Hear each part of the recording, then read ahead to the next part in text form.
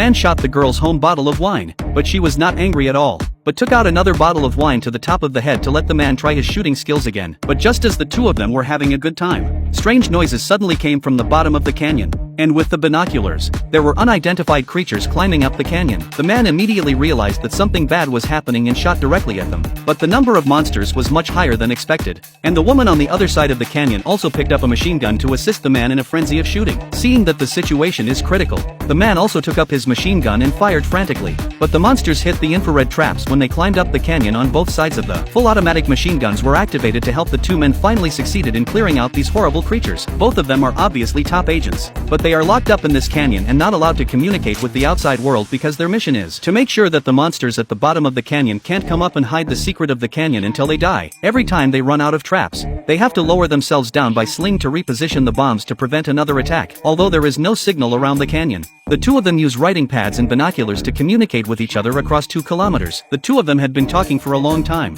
but the fact that they couldn't see each other made Matt itchy. And on Valentine's Day, he made a crazy decision. He took out his long-sealed rocket launcher and took out the gunpowder inside, then took out the hook lock and modified it, successfully attaching the hook lock to the rocket launcher. Then he took aim at the other side of the river and calculated the inertial fall distance, and shot it out precisely. When the rocket landed on the ground and then retrieved the rope, the rocket was successfully stuck on the tree branch. Amy rushed to help. She put out the flames as fast as she could and then helped to reinforce the ropes, so that a simple aerial rope was built. Matt hung himself on the rope and jumped towards the other side of the river without hesitation. But what he didn't expect was that the distance he slid was not enough for him to reach the other side of the river. So he had to spend a little more effort to use his arm strength to move to the other side of the river a little bit. The two of them spent a wonderful evening together and agreed to take 2 days a week to go out. When it was time to say goodbye to Matt in the rope ride back, but did not expect this time, he just slid halfway to the other side of the monster. Triggered a bomb trap, fragments directly cut off the rope. Matt began to fall madly fast, but fortunately he opened the parachute in time to not be instantly killed by the fall.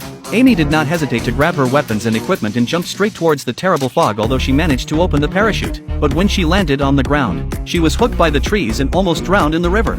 Calmly, Amy used her knife to cut off her backpack and follow the fast-moving current, finally finding a large tree to hold on to. She then managed to locate Martha, and the two of them were temporarily relieved of their danger. They decided to follow the river and leave this horrible canyon, but they didn't know that their scent had been detected by the horrible monster.